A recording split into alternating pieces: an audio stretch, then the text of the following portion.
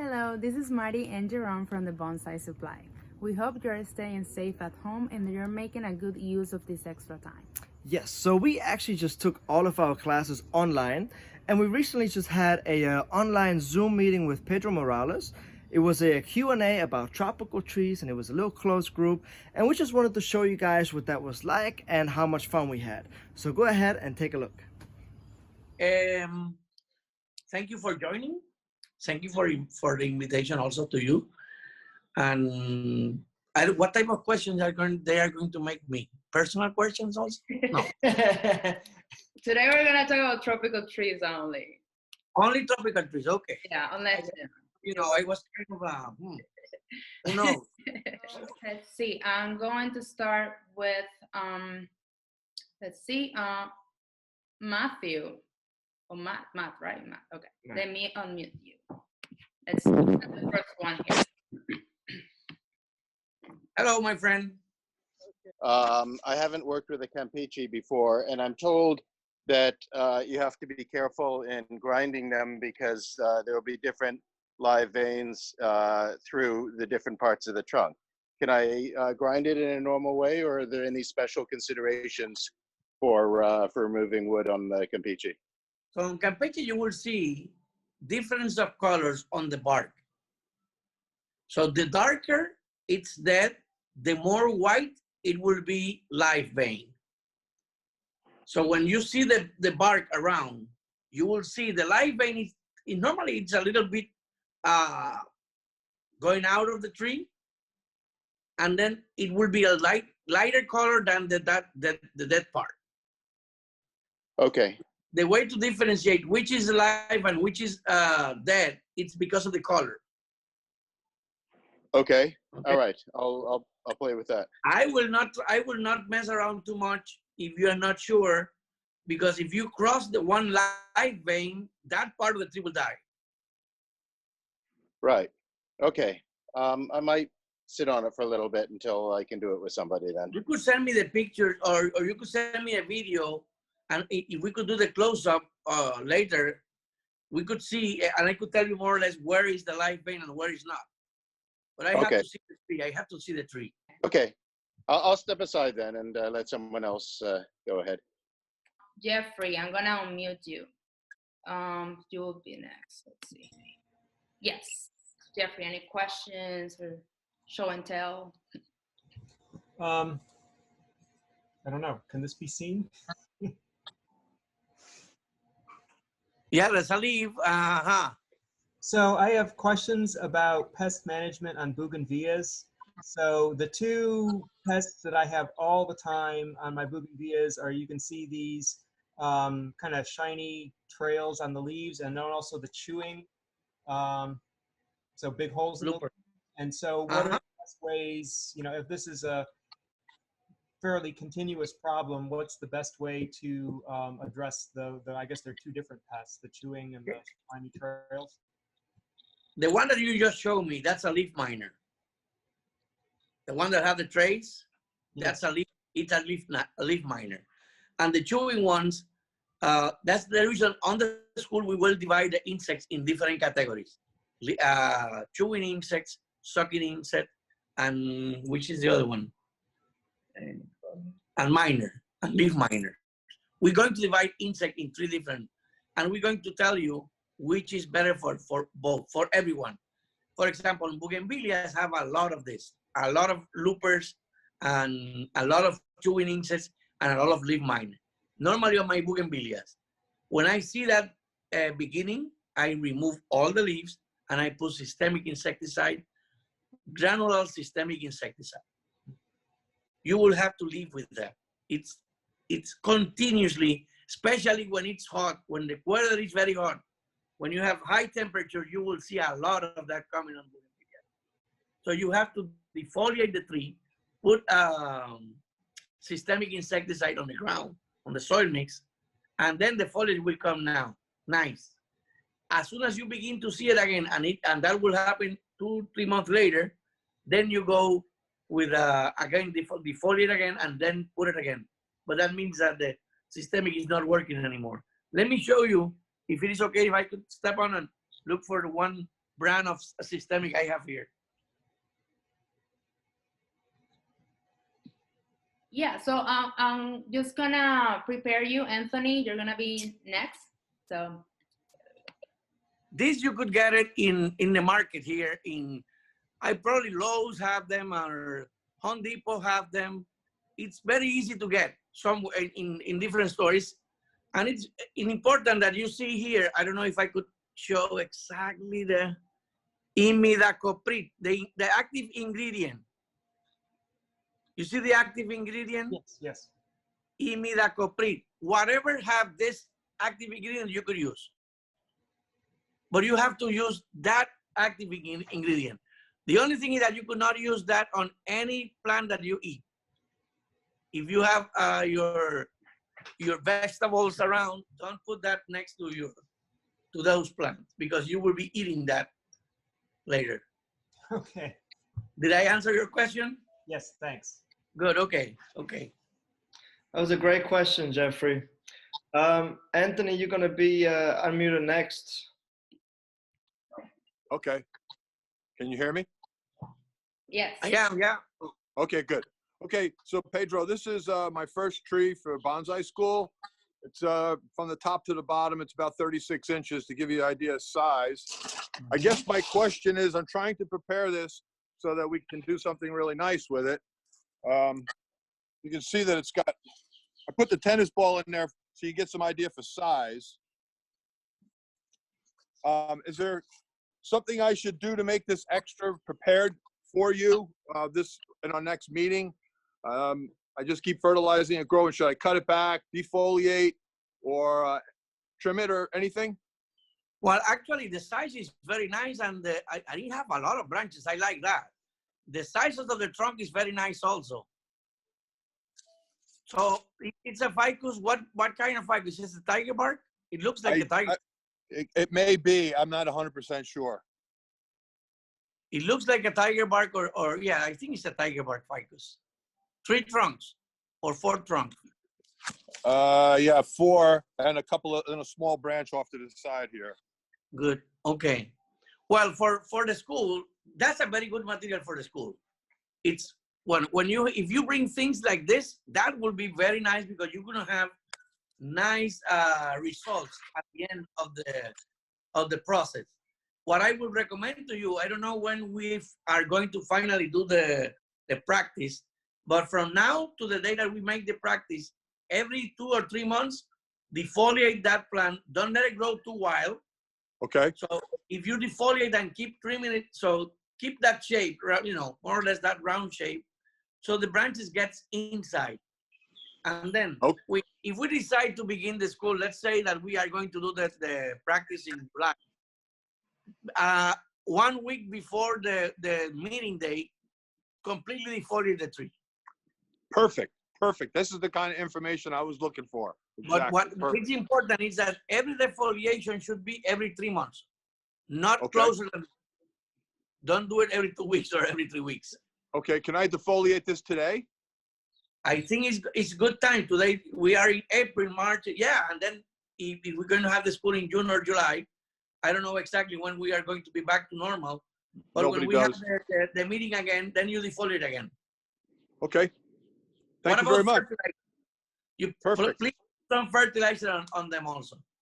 Fertilize. Oh yeah, I'm big on fertilizing. Yep. Okay. Yeah. Thank you very much. It looks very green. Thank you. Welcome.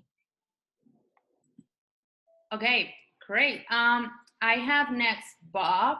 I'm gonna unmute you, Bob. So if you have any question, there you are. Good morning, everybody. My question is, what are you fertilizing with right now, and how often are you fertilizing? Well, I am using now any fertilizer that is high in nitrogen and high in potassium.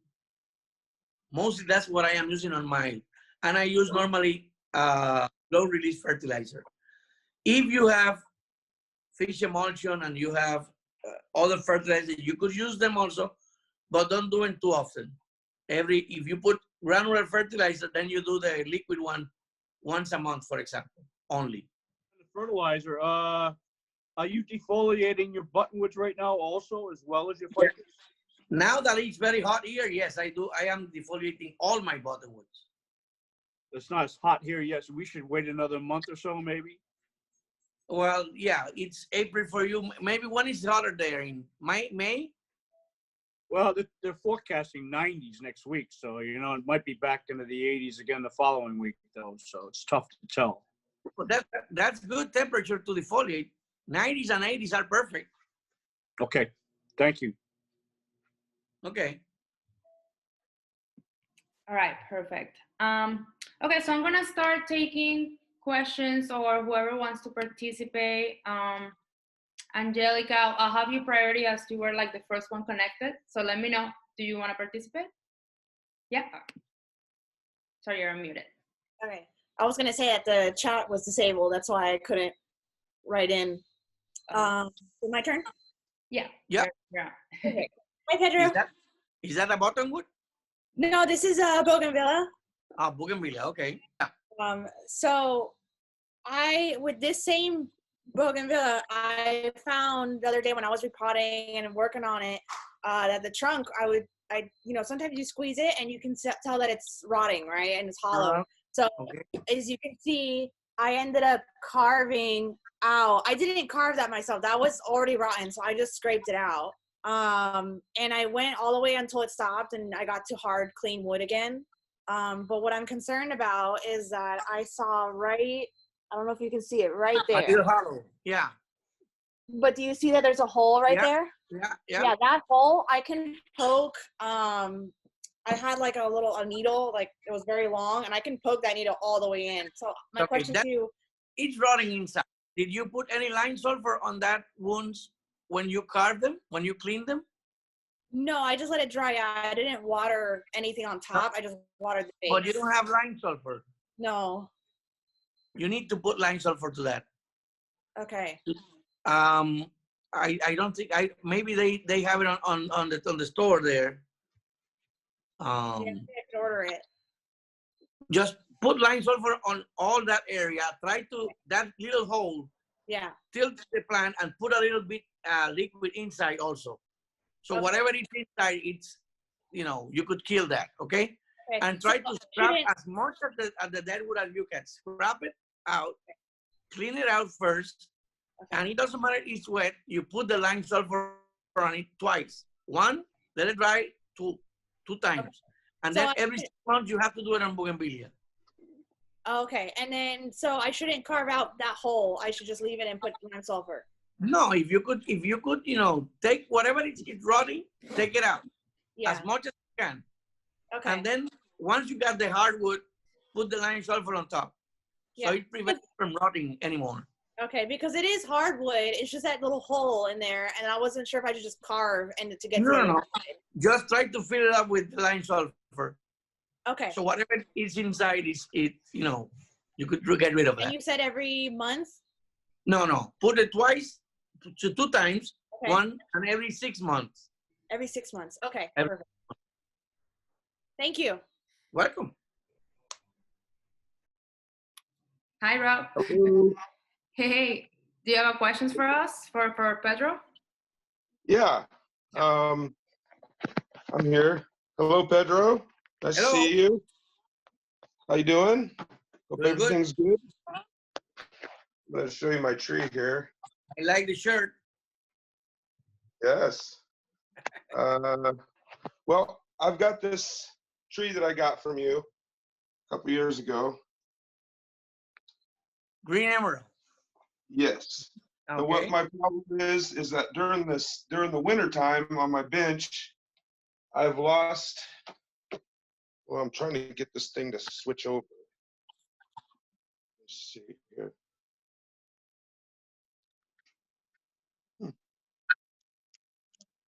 There.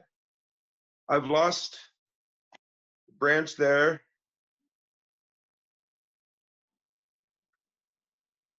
And what my question is. Is it indoors? I'm sorry? Yeah. It is indoors? Yes, because of the winter.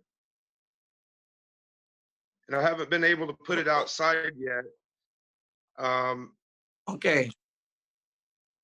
My question is, am I gonna be able to grow that back? Yeah, it While will, it will keeping, have you will have new branches all over. The thing is that when it's hotter there, not I don't know if now is good time, but when it gets a little hotter, you have to completely defoliate and take the tips off so new growths come from inside. okay. You get it? Yes, sir. And it has to go outside. It has to go full sun. Full sun. As soon as it gets Yeah. hot. As soon as it gets hot, yeah. Okay, well, it's good But to see you. in this species, if you defoliate and you don't remove the tips, then you will not have the new growth coming from that back part of the branch. You need to defoliate and remove the tips. And then the new growth will come from the bottom part. Okie dokie. Thank you. I'm good to see you again. Welcome. Good. Put fertilizer on it also. Right. Awesome. Let's see. So now I am gonna go with Chris Johnson. So I'm gonna unmute you. Okay. Can you hear me? Yep. Okay. Well, thank you for taking my question. So I'm fairly new to the bonsai world. I have this bougainvillea. I don't know if you can see it. Can you see it? Yeah. It used to be full, but I've lost a few. Leaves and branches. My question is how do I know when to repot it? I've had it over a year now. And as I'm listening to Angelica's question, I could see that she kind of mentioned that there's might be a little root rot here at the bottom. It's a little moist. So I've been watering it. I give it full sun, but I've been kind of watering it every day sometimes. So that's kind of a two-pronged question. How do I know when to repot, and how often should I be watering it? Your soil mix it's all gravel, or you have some organics there? This is all gravel. Excellent. And you have it in full sun? Yes. Then don't put too much water on it. Okay. Every 2 days you could. It's more than enough on bougainvilleas. Every 2 days. Okay. And what about the repotting? How do I know when to repot? If you grab the trunk and you move it a little bit, could it move? It is a little loose. It could. Well, yeah, it's a little loose. I mean, that means that they don't have too many roots on it there. Okay. No, you don't have to repot yet. Okay. All right. I will try to scratch that root that looks like it's rotting. This one? Try to clean that root. Okay. Yeah, that one there. Try to clean that, and if you see that it's rotting, put some lime sulfur on it. Lime sulfur, yes. Okay. Yeah. All right. And and you mentioned cutting the tips. Is that something? I mean, they're kind of small. Should I be clipping these tips to extend? No, on that one you don't need to prune it now. It doesn't have many branches now. I would probably put it in full sun, so it gets more sun. Okay. Where do you have it now? It gets full sun? Yes. Yeah, I have it directly in the sun. Yeah. Okay. Okay. And you water how many times? Once a day? No, every other day or sometimes once a day. Yes, but mostly every other day. Okay. Okay. Okay. What fertilizer are you using now? I'm not using anything because I'm fairly new. So I don't know what to get. You have to put fertilizer to them. Okay. Thank you. Appreciate it. What? All right. So, Pedro, if you can just tell us what is the best and what is the most challenging thing about tropical trees? Best and most challenging. The best, I would say that they grow so fast that you have work every day. The more challenging is that if you want to keep them in shape, you have to work a lot. I don't know if you want me to take you around the nursery and I explain what I am saying. You want me to take, we go around the nursery? Actually, I am connected on my phone, so I think I could go around. So I just want to show some of the trees that we are going to be working on the tropical bonsai school. so the people could see more or less what we are going to do. And for those But who the sun, don't know, which I mean, I think you guys know, but Pedro is from Puerto Rico, and he has this beautiful nursery that is open for everybody to visit him. You just have to make an appointment, right, Pedro? yeah. Normally I'm here after 3 o'clock every day, normally, but it will depend on if I work or not. Since I am working now on the government, it's difficult sometimes to, if they have a meeting or something. But normally I'm here on weekends. I am always here. Jerome, Yes. how are you surviving the quarantine period? Quite well. Oh, okay. I see that you're not talking. You can imagine. Say that again. You are not talking too much. I'm very reserved, I don't talk that you're much very to begin reserved. with. Okay. Yeah. I know how it's having a Venezuelan lady next to you. Pedro, for joining us in this Thank meeting. you. This was fun. We're probably gonna do Yeah. more of this, guys. We post everything on Facebook and our social media, Instagram, YouTube. So if you haven't followed us yet, just the Bonsai Supply, that's us. And also follow Pedro and Futago Bonsai. Thank you. We are in Florida, Pedro's in Puerto Rico, and we are all at our homes now. So stay at home and bonsai. Thank you, guys. Take care. Stay safe. Stay time. Thank you, guys. Take care, guys. Oh, hey there. So I hope that you guys enjoyed the video with Pedro. And just so you guys know, we still have a few spots open for the tropical school. And now that the first part is online, obviously you can take it from the comfort of your home. And this class is now open worldwide. So the class is going to be the 25th and the 26th of April, starting at 10 a.m. to 1 p.m. And then we're going to have a little lunch break, of course. And then we're going to continue. So it's an all-day class, and it's going to be absolutely cool. I'm going to join the class too, of course. So it's going to be great. So what else do we have, Mari? Yeah, I mean, if you guys are enjoying this online setting and you're getting comfortable with it, we wanted to invite you also to Jerome's styling class. He's gonna do it every Saturday, and it's the same setup that you guys saw through Zoom, which is a great app. Yes. I'm sure everybody by now is familiar with it.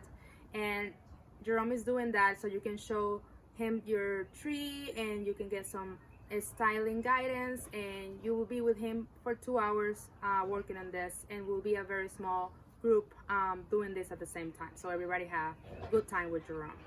And if you would like just to go on your own pace, we do have this online bonsai boot camp going on, which is short courses, tips and tricks, secrets shared by Etrao, Adam Levine, and Jerome, and different species. So we have right now Brazilian rain tree, jades, buttonwoods, and desert roses. We're gonna be adding more species, but that's something you can do on your own pace, and you also will be invited to a private Facebook group to the specific species. Everybody will talk just about that species, and you can share your content. You can follow up with questions you might have with the artists that will be in that group too. And it's a great opportunity to keep connected during these times. So yeah, we do hope that you guys stay sane during this time, and bonsai, of course, is the perfect tool for that. And we'll catch you guys next time. Stay safe. Stay safe.